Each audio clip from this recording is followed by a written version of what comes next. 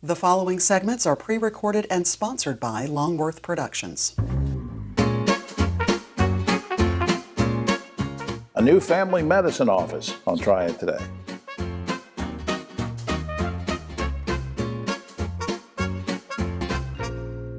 Hello everyone, I'm Jim Longworth and welcome to another edition of Triad Today, coming to you once again from the beautiful Cedar Botanical Garden in Kernersville. We'll tell you more about them later on, and later on is when the roundtable shows up and we'll get into all sorts of controversial topics with them, so stay tuned for that. Between now and then, some great guests, important information coming your way, so I hope you'll stick with us the entire time. Where we want to start though is talking with two old friends of the show. Well, they're not old people, but they're old friends.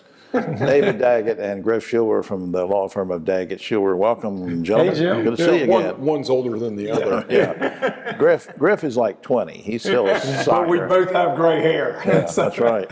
I don't. Mine's jet black. Okay, what are you laughing at? Now, what we want to talk about is something kind of neat, and it's something that helps kids, and it's something you guys have been doing for a long time, and that is this backpack program. Tell me when it started, how long you've been doing it, and what is it? So I'm trying to think back because it seems like it's just part of what we do. It's part of our culture.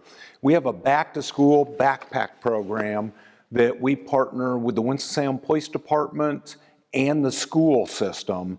We've been doing it, I think, 9 years now. Well, why was it needed to begin with? Well, the reason it's needed, and you're going to get me both emotional and philosophical, is we have a lot of young kids in our community that at the very start of the school year, they're handicapped. Research shows the very start of the school year can be the most consequential time in a person's life. Sure. If we start them on the upswing, they stay on the upswing. You start them on the downswing, they stay on the downswing. So what we're trying to do is our little part to help that upswing. We've been so pleased that the Winston-Salem Police Department comes, they go to the schools with us, and we wrap some community encouragement and support around this. Well, Griff, how many of these do you give out usually in a year, and what's in them?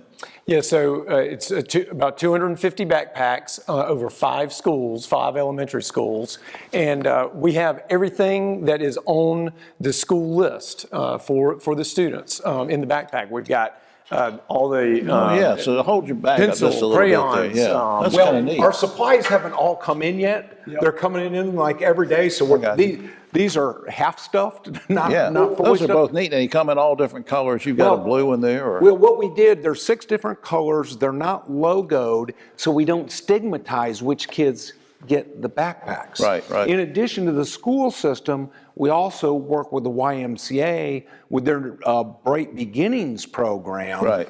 And for us, it's one program, but in logistics, it's 2 programs. yeah. But how do you determine who gets them? So we work with the school system and the school counselors to identify those kids that don't have the resources to get that boost for a good start that we talked about earlier. Yeah. So as long as you guys have been doing this, Griff, what kind of feedback do you normally get from teachers, administrators, parents, students? What do you get? I think one of the things that we enjoy the most is we get to go to the actual schools with the officers from the Winston-Salem Police Department. We get to meet and actually talk to the teachers and the administrators right before the students arrive. So that's when we're able to get them the backpacks. And when we talk to them, they say that it makes a tremendous impact on these students. We're talking about folks that literally, if they did not have these backpacks, they would not be able to get the school supplies and the backpacks they need to even start the school year out. And then they're at a real disadvantage. Before we run out of time real quickly, why is this important to the whole community? Even if somebody's watching this and says, well, I like Daggett and Schiller, everything, these guys are nice, but I don't have any kids in school. Well, this is the future of our communities. And what we are building is stronger communities for their future. It's actually selfish. It helps all of us going forward for our future. I also want to mention to the parents and kids, it's pretty anonymous where they came from. Yeah. So You guys don't even put your logo on them or anything. no, Yeah, that was very intentional I when just we think started the program. that's what a great public service you guys are doing. Up on screen, DaggettSchulerLaw.com is the general website. You can call 724-1234 if you should need the help of these gentlemen and their great team. And I say great team because not only what they do in their profession, but mainly what they do in the community. And you just saw one of the examples, like not putting their name on the backpacks that are so needed. Guys, I appreciate it. You going to hang around for the roundtable? sure. All right. Thanks, Jim. Griff. We'll be right back after this.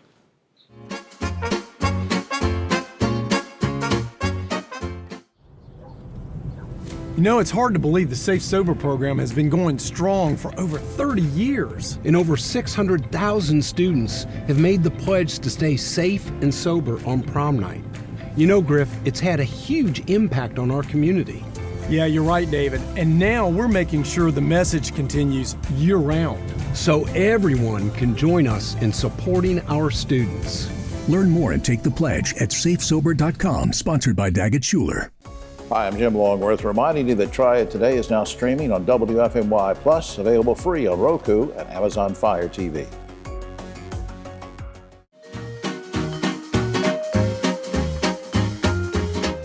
Back now on Triad Today, welcome another new visitor to the program and someone who does great service to the community. We're glad to have him, Dr. Jose Mendoza. He's medical director of the Northern Family Medicine in Dobson, which will soon open. That's what we're going to talk about. And also family physician in general with the family medicine, Northern Family Medicine, part of the Northern Regional Hospital family. And after all that introduction, welcome. Good to see you. Thank you, Jim. Thanks for having me. Since you're a first-time visitor, I'm curious who or what led you to a career in medicine? Was there a father, mother, aunt, uncle, teacher that sort of was a mentor or what? Of course, something similar. My grandfather from my mom's side, he used to be a doctor. And growing up, I always heard stories about how good of a doctor he was, how people would travel across Mexico to see him, and that was definitely an inspiration. And of course, as I went through school, I enjoyed medicine and turned out to be the right choice for me. Well, I'm glad you made the choice. There are a lot of folks who are glad you made that choice. All right, let's talk about the new family medicine clinic that's coming to Dobson very shortly. I'll put up on screen in just a few minutes and we'll talk about the open house. But in general, what's that all about? So it's a clinic. We're trying to expand to a territory where we notice that there's an underserved population, in this case that being Dobson. In addition to that, with me being a Spanish-speaking doctor, we're trying to also reach out to the Hispanics that really have no doctors who speak Spanish and can address their medical conditions. Okay. So it's more of an expansion to help more people out there. Will this be a family medicine center that welcomes walk-ins, or will people need to call for an appointment? How's that going to operate? Oh, yes, of course. So we take walk-in patients, same-day sick visits, and of course, we also try to get those patients to come in and stay with us for management of their chronic medical conditions. All right, management of chronic conditions. That leads me to this question. In general, what kind of services are you going to offer from day to day for patient to patient? What can people receive? What kind of care? Of course, yeah, good question. It's a wide variety of service. As I mentioned, there are chronic medical conditions, whether diabetes, blood pressure, after stroke management.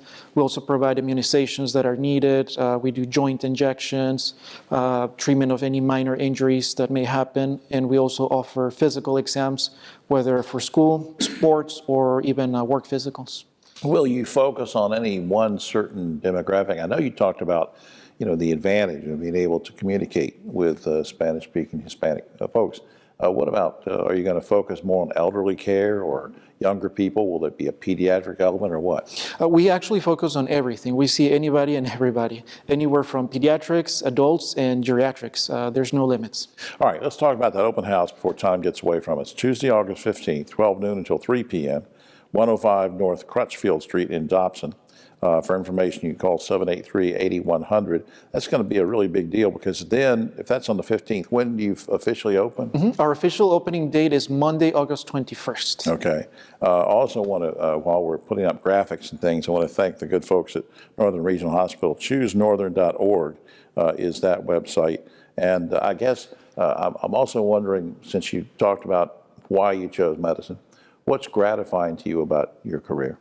The most gratifying thing is when you get someone through a rough spot where they're medically, whether a chronic condition that has been undiagnosed, and we also provide immunizations that are needed. We do joint injections, and you get them through that. Just the the thanks that you get from that. That's more than enough. Great. Are you personally going to be, now you're sort of the celebrity since you're the physician, are you going to be at the open house? Or? Oh yes, of course. I'll be there. Hopefully, people show up, and then I give a brief speech somewhere out there. Are there going to be refreshments? I would hope so. I'll make sure they have something. I'm not coming unless I'm I'll make sure we have some. Hey, Doc, thanks for all you do, and so glad you're around and helping folks, and hope you'll come back sometime. Thank you so much, Jim. Thank you. All right. We'll be right back after this.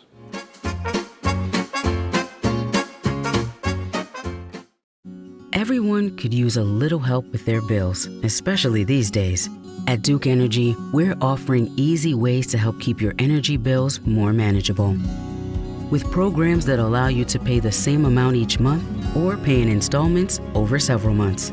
Plus, special financial assistance from the Share the Light Fund for those facing hardships. We're Duke Energy, and we're here to help you.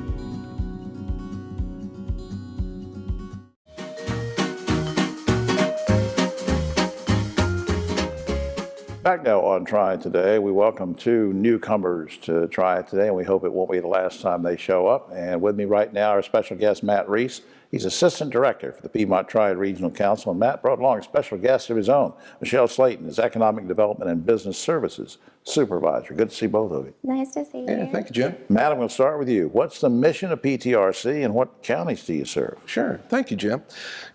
We're part of the Piedmont Triad, so it's the 12-county region around the urban core of Greensboro, High Point, and Winston-Salem. That's a region that's larger than the state of Connecticut. Right. So when you look at that geography, it's really pretty impressive. Yeah. And we enjoy the support of those 12 member governments. What we doing? Well, we're trying to engage in creative regional solutions. And the idea with that is to improve the lives of those folks that are in the community. Right. Now, Michelle, Matt was telling me in an email earlier that you've come out with a new report. Tell me about that. So what we did was basically a comprehensive equity assessment. So the last full assessment that the PTRC did was in 2014, and we were fortunate enough to receive funding to provide another comprehensive report of the 12 counties. And so really what we were noticing is that the Triad is blessed with tremendous growth. We have an enormous number of businesses that are coming and relocating, but there was still disparate differences between different populations. And what we really wanted to do was to provide some answers and recommendations for how we could really bridge those gaps and make sure that everyone had access to opportunities in our region. Well, you just answered this question, which now I'm going to sound stupid for asking, but if you want to expand on it, I guess my question is, why is this so important to all of us? Well, because what we really want is to have a robust community that has access to a variety of different jobs, and everyone in our community needs to have access to education, training, and work opportunities that really will make us much more dynamic. Well, now I know that you didn't just go on there and, as George Bush used to say, use the Google to do this thing. A lot of work went into this, right? Yeah, we were very fortunate to be able to contract with the National Institute of Minority and Economic Development, which is a fantastic group that provided a very thorough report where we looked at qualitative and quantitative data. They did focus groups, online surveys, listening sessions that scanned the whole 12 counties. So now you're armed with this information, which has been updated since 2014, and a lot's happened since then, of course. You're armed with all this information. Now, what's the next step? Well, really coming to and having the opportunity to talk about it in a forum and really just making sure that we can get all of the information out to our local governments, nonprofits, so they can really use the information if they're trying to make their own recommendations and programs and, really strengthen our economy. Matt, I guess before time runs out, I'm wondering, there are a lot of people still struggling and to make ends meet, and they're focused on their particular lives, and they see the two of you sitting here and say, well, they look like two pleasant people, but what do I care about all this? Why should people care about this report? Yeah, so, Jim, for most of our careers, the way that the demographics in the Piedmont Triad have worked, there have been far more people than there have been jobs. So if you look at that curve, there's been just a huge availability of workers. at this point in the Piedmont Triad, we're at 0.7 people for every job that's available. So 7/10 of a person, less than a person for every job. Well, that has all kinds of effects, right? If that kind of situation continues, then we're really looking at major barriers to our economic growth. And that's really what the equity study's about. And I appreciate what you're doing with that. I want to put up a couple websites, ptrc.digitalceds.com, and that's a specific one, but the general information website is ptrc.org. I appreciate what both of you are doing for the whole region, and will you come back sometime? Yeah. Absolutely. Thank you, Jim. We'll be right back after this.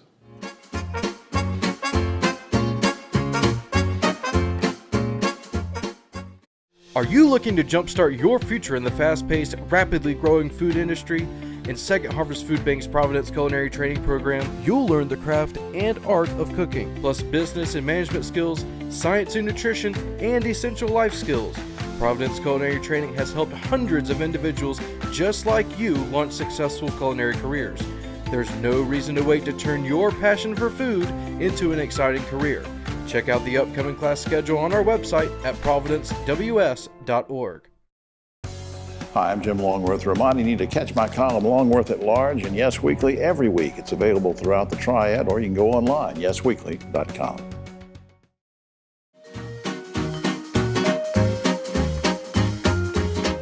Back now on Triad Today, and I'm not sure we've ever had a high-level tennis guest before, but we do now.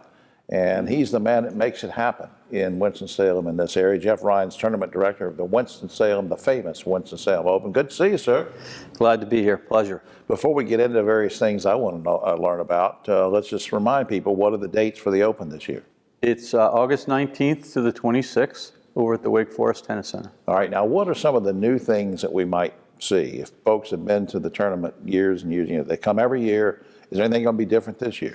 Well, one of the things I'm probably most excited about, because I'm pretty intimately involved with it, is the conversion of the facility from, we'll call it the old style lighting system, the halogen lighting system, to LED lighting. That's exciting for a number of reasons. I think I know the fans will definitely notice it. The players will notice it. And our international broadcasters, we're in over 125 countries around the world. Right, so this will be great for TV. It's going to be great for TV, right? So there's three solid rationales right there of why I'm excited about it. And yeah, we have a couple new elements to the operations, which I'm hoping in the case of lighting they'll notice, but also look, the food service over there has been something that we've taken a lot of feedback on, and we're going to have a new food service provider. Courtesy of Wake, they decided to make a change within their athletic footprint. Right, so right. A company called Proof of the Pudding is going to be there. So we're hoping that the selection improves and lines decrease. I've heard some good things about them. What about key players to watch for? Anything that tennis fans, even people that aren't great fans of tennis, they want to watch competition. What can we look for? Any fan favorites?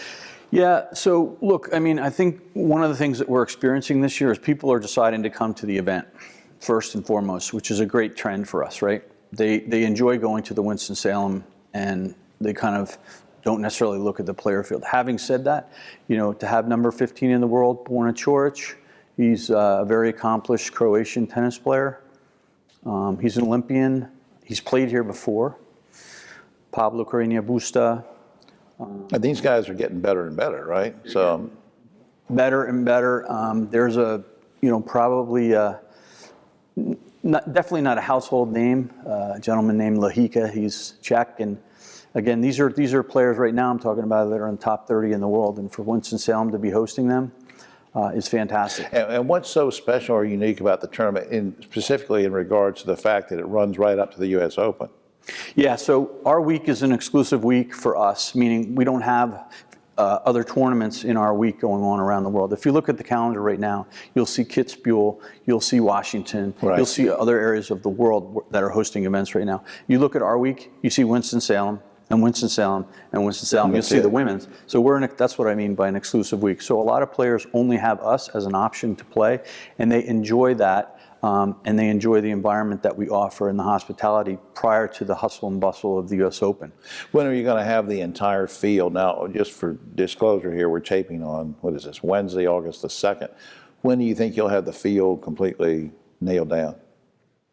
Honestly, the 18th at about 11:59 Eastern time, because things change. Right now we've issued 2 wild cards, Gail Monfils and Dominic Thiem. Excited about that.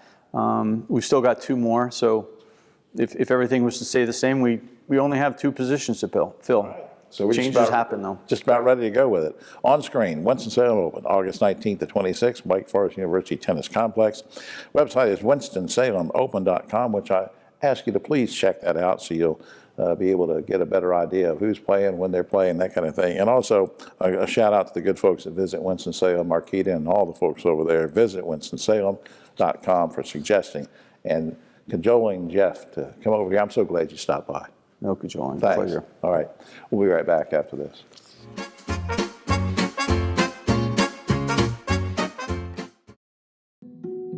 Every cookie sold in the Girl Scout Cookie Program helps girls learn lifelong lessons in people skills, decision making,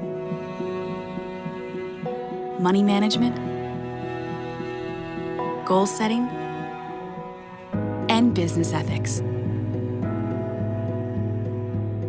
It's amazing how much you can learn from a cookie. The Girl Scout Cookie Program. Think outside the box.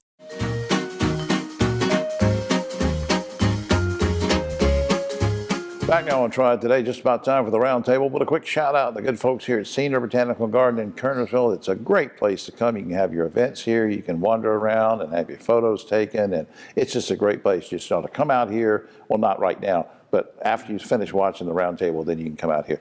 Ogie Overman, on the right, but always a political left. We held over David Daggett from an earlier segment. He's helping out today on the roundtable. Keith Cranberry, founder of Helping Hands Consultants. Guys, let's get to it. North Carolina ranks 3rd in the nation for pet deaths in shelters. Meanwhile, Best Friends Animal Society is lobbying for all shelters to be no-kill by 2025. Guys, would you like to see our state legislature pass a law requiring all animal shelters to be no-kill? And do you think they will, Ogie? I'd love to see it happen, Jim, but I'm not sure how it would work because it takes a buy-in from the public. I mean, you've got to be responsible and spay and neuter your pets, and there's just too... And the money's got to be there. Yeah, and it's just a lot of ifs that go along with it. David, your prediction? Very aspirational. I simply don't think presently it can be done, so no, there shouldn't be a law. Keith? I think there should be a law. I wish that these pets could be given to very prisons and things like that. They have these programs where pets can be utilized effectively. So I think there should be a way to utilize cats without killing them. Good point. Utilized, not euthanized. There you go, guys. Winston-Salem City Council has just hired a local recruitment company to fill job openings in the city. Guys, are you okay with tax dollars being used to pay a private company to hire city workers, or shouldn't that be handled by existing departments?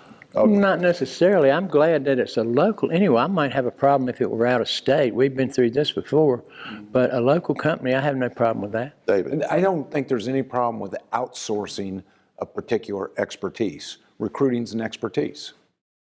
Well, that's true. I mean, Keith, what do you think about that? I mean, do they have an HR department? I don't know. The city does have an HR department, right? So then why can't they utilize their skills to find someone? Or expand it so that you hire extra people? Interesting. A mother and her teenage daughter are suing Delta Airlines for $2 million. They say the airline served a man 10 vodka drinks on a 9-hour flight. He was already kind of plastered by then, and really much so after the 10 vodkas. He was seated next to him and allegedly started groping both the mother and the daughter repeatedly. Now, who wins this lawsuit, number one? And number two, should alcoholic beverages be barred from commercial flights? Ogie? Well, you can't do that, really. I mean, that's not going to work. They could have cut, why didn't they cut the guy off? A couple of, flight attendants said, look, we're sorry, but we have a policy, whether they do or not, say 3-drink limit or whatever. So we have the dual question, who wins this lawsuit, and should we ban drinks? Yeah, to me, it's very analogous to a dram shop case at a bar or restaurant. Airlines is no different. You should not be serving somebody who you knew or should have known might be impaired and unleashing them on others in the public. So should there be responsibility if you overserve somebody on a plane? Yes. Does that mean ban alcohol? No. Keith? I don't think that should be a responsibility of the flight attendant for serving this person. I mean, do bars get sued? All the drinking that people do every day and go home, and I mean, the groping part. They do if they go out and have a wreck or something. The groping part is this person's own personal thing. They should sue him. I don't know about the flight attendants. I just don't agree with it. All right. Now, an increasing number of hotels around the world are starting to allow, they're having these female-only guest hotels. I'd never heard of that until recently. Now, in this day and age of gender rights, are you guys okay with women-only hotels?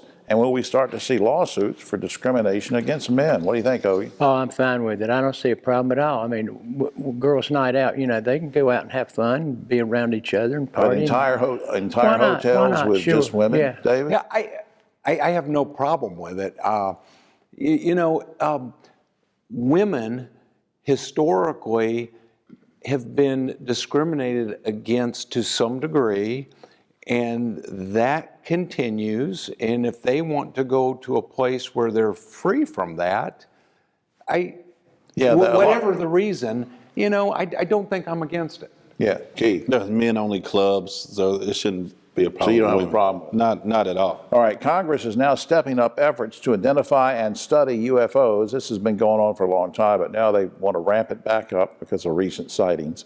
With all the problems that need solving here on Earth, are you guys okay with spending more taxpayer dollars on UFO research? Okay. Well, the money they're spending on that's a drop in the bucket. This cover-up's been going on for years and years. Aliens have been among us for thousands and thousands of years. And it's a legit cover-up because the public is not ready to face the fact that there's aliens here. These rednecks would be out there with 22 shooting them down, you know. David, quickly. Well, I think I got a couple aliens with me. You do. And if we could research that, I would be... I don't know why you're looking at me. I don't know why I'm looking at me like... What do you think? Spend money on UFO research? Yes, absolutely. Because you never know if it's going to benefit us in some form or fashion. All right, well, finally, this past Sunday marked the last annual body painting day in New York City. The city will no longer allow people to walk around naked wearing only body paint. Guys, do you think public body painting should be allowed, and have you ever had your body painted? Okay. Well, yeah, I'm real close to the body painting community. They're my peeps. I love it. I'm totally into it. Matter of fact, just so happens I have on one of my Ogie ties. Yeah, but you're not body painted right now. Through living brush body painting. What do you think, David? I personally think my body painter did a pretty good job today. So, David actually is naked. If you really zoomed in, you could tell. Keith, what do you think? Have you ever been body painted? Yes, because you see this body, it absolutely needs to be painted. I mean, it's just great. So you think your body is art? Absolutely art. I should be in one of these Smithsonian institutes or something. You need to be in an institute, but I don't know which one. Well, that's all the time we have. Oh, except for this. Millions of people have been going to see the new Barbie movie. The only problem is that these folks are wondering, why didn't Barbie and Ken ever kiss? One fan, well, I guess Ken is just, he lacks the nerve. And Barbie said, well, that's not all he lacks. I don't know. What does that mean? We don't know. Right, for all of us body painters, I'm Jim Longworth. We'll see you next week.